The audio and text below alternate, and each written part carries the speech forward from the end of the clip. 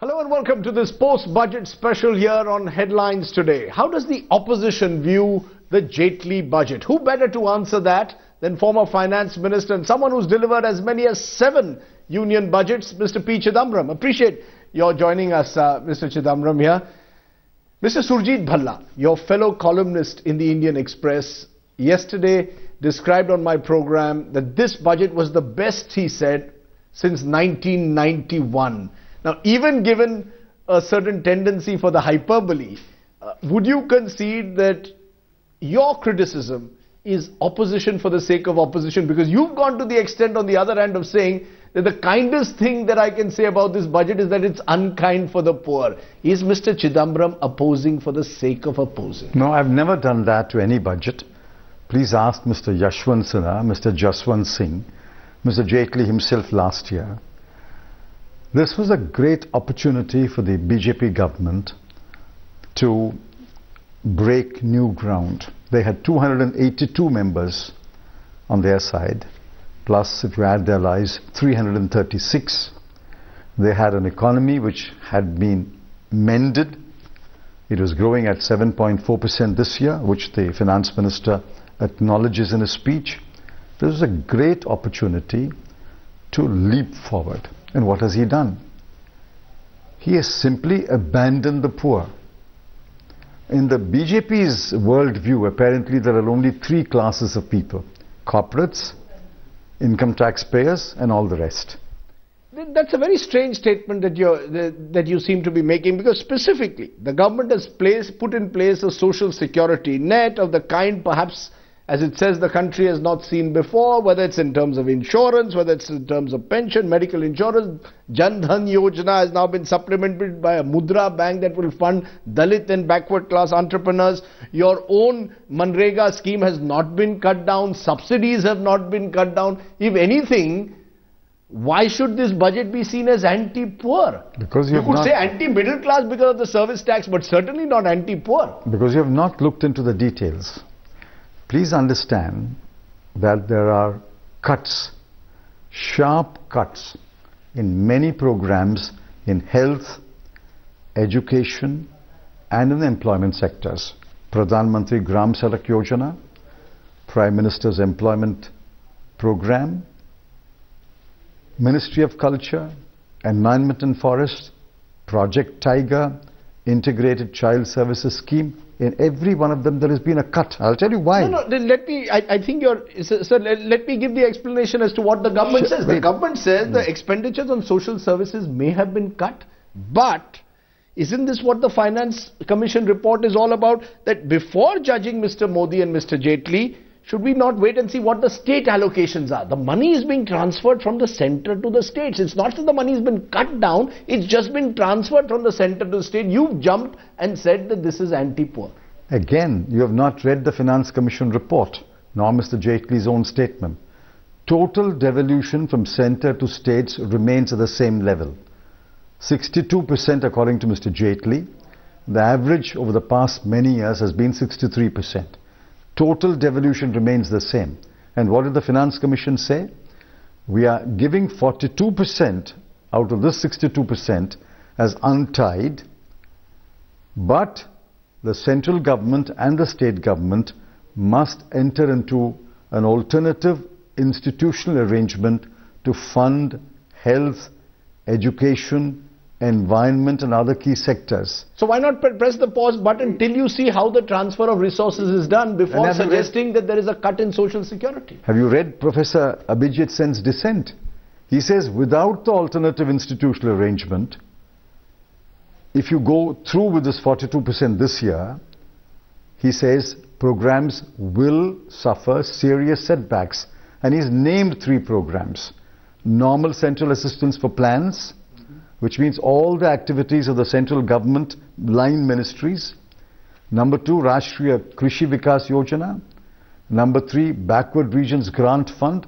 All of them will suffer, and that's been proved with the budget numbers. All of them have been cut.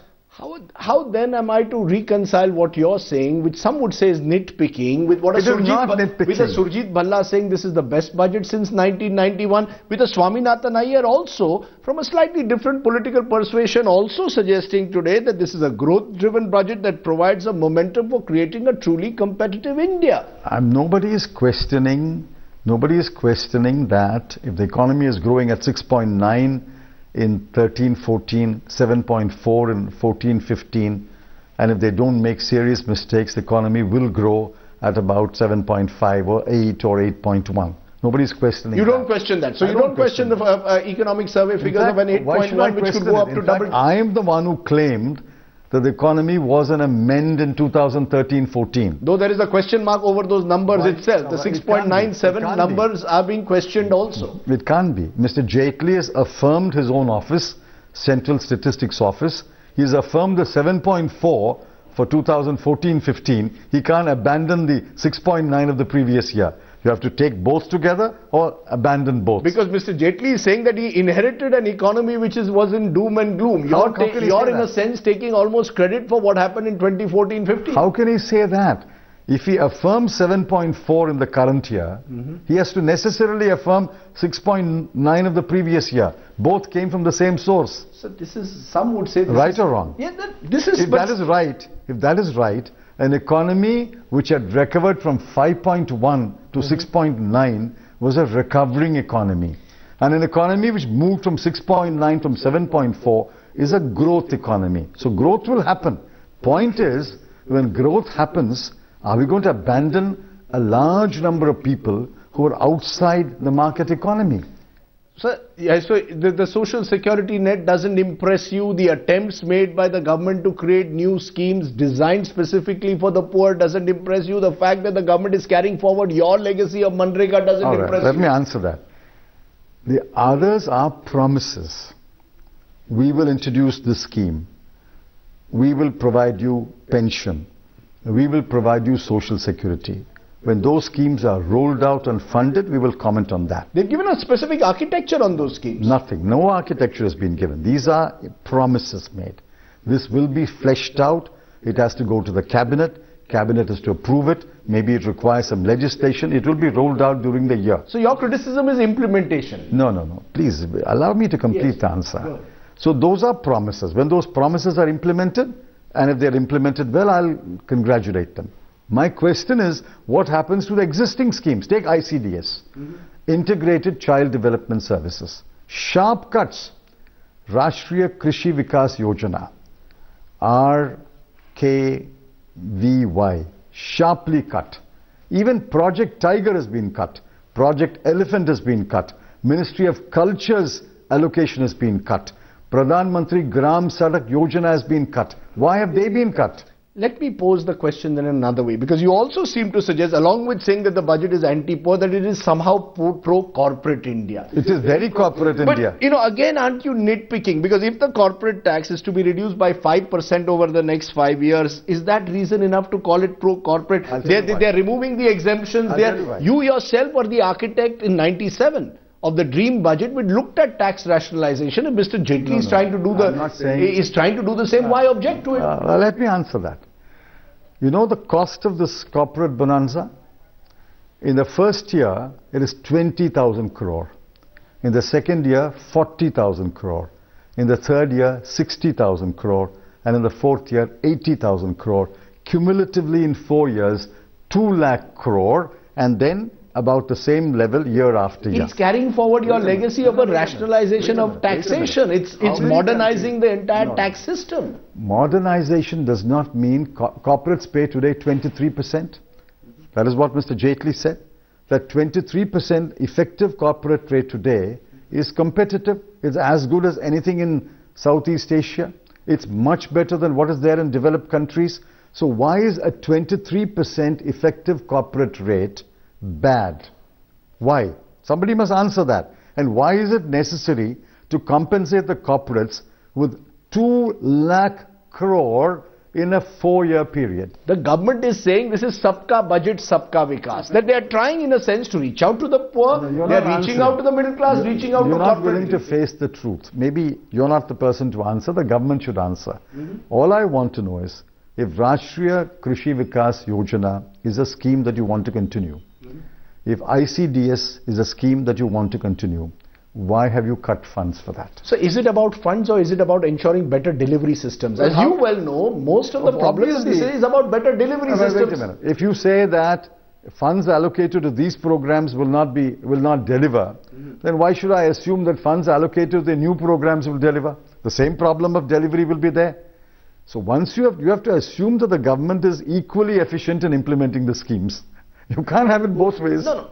For example, the government has focused on what Mr. Modi has been calling for a long time, Make in India, ease of transacting business in India. Make in India. You don't accept the fact that the government says we are going to have a committee which will eventually result in a regulator which will ensure that if a foreign investor or an Indian investor today has to go through 20-30 departments, we will reduce them. We will cut the flag. We will cut red tape. I have heard this argument of a single window echo from Gujarat to Assam over the last 20 years. Mr. Modi claims it was working in Gujarat. If he claims it was working in Gujarat, why is there poverty and unemployment in Gujarat?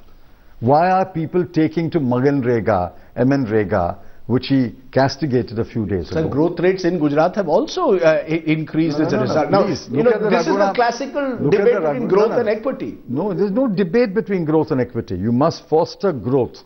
At the same time, it is the duty of any caring government to ensure that the test of equity is satisfied. If what you are saying is true, then why did you lose in 2014? Obviously, you were not able to meet the equity challenge, nor the growth challenge. So, Mr. Modi is trying to achieve that kind of achieve a balanced budget. I wish him good luck, but let me tell you why we lost in 2014. We lost control over the economy. We lost control over the economy between 2009 and 2012. When Mr. Pranab Mukherjee was the finance minister, there was a retrospective tax. That's the other point. In this budget, there is nothing which is seen as a red rag like the retrospective tax. But this budget, to that extent, no one has found something violently offensive in this budget, which is in itself a positive. Why should, if I'm a corporate, why should I find anything violently objective if I'm given a bonanza 2 lakh crore in 4 years? Why? Why should I? You know, this 2 lakh crore will translate into incomes for them, salaries, dividends. This 2 lakh crore. Previous finance ministers, including yourself, have been in the past also accused of giving corporates benefits. In 97, I remember that was one of the accusations. In 97, we simply brought our tax rates to world levels. 10, 20 and 30 for the individual and 30 for the corporate, which has stood the test of time for nearly 17 years. I'm not saying those rates should not be revisited, but in revisiting the rate, when you need resources to fund programs which you acknowledge and you want to implement, you don't give up 20,000 crore in the first year. I see the other fundamental criticism that you made is the finance minister has not kept his fiscal deficit targets. He's deferred it by a year. The government's response, in a sense, which they admit at least privately, is there's a trade-off. The government is focused on public investment to kickstart a growth trajectory at a time when growth was low. Surely there is a trade-off. It's not as if the finance minister is saying, I've abandoned fiscal consolidation. I've just deferred it by a year. Again, you have not looked into the numbers. By stretching the fiscal deficit from 3.6 to 3.9, he gets 0.3% additional borrowing, which works out to 37,500 crore rupees. I ask myself, where is this 37,500 crore going? What is the answer? This 37,500 crore is going entirely to non-plan expenditure. Total expenditure rises from 16,81,000 to 17,77,000. If total expenditure is rising by almost 1 lakh crore, correspondingly one would expect that plan expenditure also will rise. But plan expenditure is falling. Let me repeat it. Plan expenditure is declining from 4,67,000 crore to 4,65,000 crore. Therefore, the entire entire additional borrowing and more, mark my words, entire additional borrowing and more is going into non-plan expenditure, not plan expenditure. Why not acknowledge that this budget and indeed Modinomics marks a fundamental shift in mindset, much like the 1991 budget or indeed your 97 budget. The shift to fiscal federalism, more power to the states, the shift to the state playing the role of facilitator to business, to shift to an economics that is pragmatic, not populist, trying to balance the concerns of poorer India with middle class and upper incomes. Why not accept that this is... All right, you have moved to another subject. Let me answer No, because that is the big idea. The big idea, in a sense, is Modinomics. So no longer defending the 3.6 and 3.9, fine. Now let's go back to the bigger subject. We appointed the 14th Finance Commission. We were obliged to. Every government of the day has to appoint once in 5 years the 14th Finance Commission. The UPA drafted the terms of reference. In fact, I drafted the terms of reference approved by the Prime Minister. Those terms of reference spoke about greater resource allocation to the states. The Finance Commission has come back by saying 42% of share of taxes and duties, but the Finance Commission, in my view, ought to have either suggested the alternative mechanism and not left it to the government. Professor Abhijit Sen, a member of the Commission, has a very powerful dissent. Listen to me, this is very important. Very powerful dissent. He points out, without the alternative arrangement, if you simply transfer the share of taxes and duties at 42, keep the overall devolution at 62, what will happen is that these programs will suffer. So you made that point, but my larger thrust seems to be to make Indian business more competitive, to encourage manufacturing in this country, and thereby, in a sense, bring what Modi believes is the Gujarat model to the national. Well, I have always maintained that the Gujarat model is not the ideal model for India. We must have... It was embraced by India last year. It was his mandate to kickstart growth, bringing jobs. Will you turn around and say that Delhi has rejected the Gujarat model? I mean, these are according to me, very school debate arguments. Let's abandon, let's give them up. Let's stick to the knitting. The point is, they believe that a corporate sector driven growth model will eventually, underline eventually, bring benefits to the poor. We are not against private capital or private sector driving growth, but the Congress party, I believe that while the corporate sector and the private sector can drive growth, we need to ensure that the poor, we need to ensure that those who are not income tax payers, their current needs and current aspirations are at least partially met. I take your point, but the fact is that in your regime, 2 lakh crore worth of investment projects, particularly in infrastructure, was stuck because the clearance...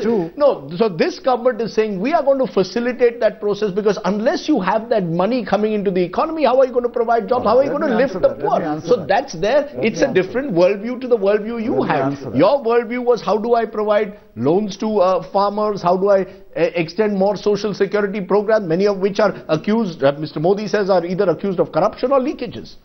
Listen, I'll give you a name and address. His name is Mr. Anil Swarup. He is now the Secretary Ministry of Coal. Please go to him and ask him. He headed the PMG of the CCI. Please ask him how many projects that had been stuck had been unblocked and put on the track. He will tell you the numbers. Projects were stuck. We got many of them unstuck and set the ball rolling. Even today, Mr. Modi's government has over 100 projects which are stuck. If he's able to unblock them, I'll be very happy. That's because now in Parliament we again find the kind of gridlock over land acquisition. You yourself had reservations about the land acquisition bill. Now you've come in. Let's be clear. Let's answer. Don't make statements. Don't make statements. There was a draft of a land acquisition bill presented by the ministry. Several ministers had reservations. That is not the view of the government. That is the view of a minister or a ministry. So PM constitutes a group of ministers. The group of ministers thrashes out a bill. That is the bill which eventually got approved by cabinet and got passed in parliament. I am defending that bill. I have not flinched from defending that bill. You had reservations about Jairam Ramesh's original land acquisition. No, my point being that the worry is that there is a gridlock which comes in Parliament, which affected your government and which could affect Narendra Modi, and you almost seem delighted by the prospect. I am defending the bill that was approved by the UPA cabinet and passed by the UPA government. That is the duty of every minister to defend that bill, and we are defending that bill. When that bill is sought to be eroded by a muddle-headed ordinance, I'm entitled to point out the flaws in the ordinance. In fact, Mr. Modi has made a statement that if you point out what part of this ordinance is anti-farmer, he will change it. I intend to send him a copy of my article. I'm going to ask you then in conclusion, if you had been finance minister, what's the one thing you would or would not have done that Mr. Jaitley did or did not do? Clearly, the one thing I would not have done is give the corporates a bonanza of 2 lakh crore in 4 years. I would have said, all right, if you need to revisit the tax rates, we will revisit it, but not a bonanza of this kind. We will bring back the DTC. The DTC was a code by itself. It was a direct taxes code, a self-contained code, which had new rates minus the exemptions. He's now saying, I will get rid of the exemptions. He's not spelled out which the DTC spells out. So that is one thing I would not have done. If the corporates wanted to revisit the Income Tax Act, I would have brought back the DTC. That was my promise anyway. That is what I would have done. Secondly, what I would have done is, we had restructured the centrally sponsored schemes into 66. I still think that 66 is too many. I would have restructured it further. If I was finance minister with 282, I would have restructured it further, made it a much smaller number, but this is the caveat, fully funded them. Once I adopt a program, once I say this is a central government program or a central government sponsored program, I would have fully funded it. I would not have given the program with my right hand and taken away money from my left hand. That is the kind of sleight of hand which is, I think, cruel to the poor.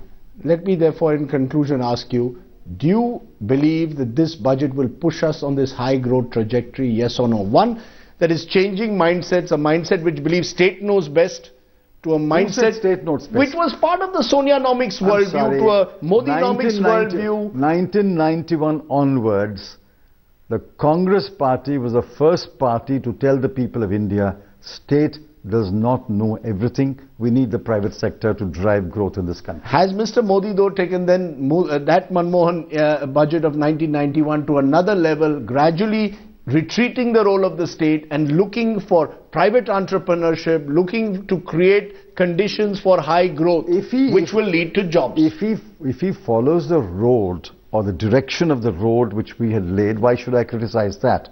What I'm questioning is, in walking down that path, you have to satisfy and pass the test of equity, which I think they have failed. So the Sabka Saath, Sabka Vikas that he talks about, you will not accept that this budget is Sabka Saath, Sabka Vikas? Oh, of course not. Of course not. Not after what they have done to key programs which they acknowledge. And there is an even greater danger, Rajdeep. Test of equity is one thing. But what is happening in the country is, and this is happening in every developing country, this is happening even in developed countries, the single biggest challenge, read Nobel laureate Piketty's book, the single biggest challenge that all countries face is rising inequality. And in a poor country, if you don't arrest rising inequality, inequalities will become wider. That is what is exactly happening in India. What this budget does is accentuates the trends towards inequality.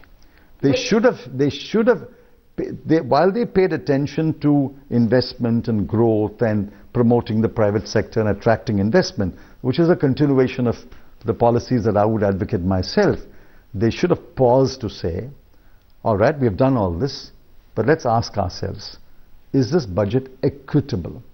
Is this budget trying to reduce inequalities? I'm afraid they don't seem to have asked this question. I hope they can still ask the question and make the corrections. Let's judge them then in a year from now. That would be perhaps a fairer way to judge them. Fair enough. Good. Fair enough. Thank you. Mr. Chidambaram, thank you very much for joining us. Thank you. Thank you.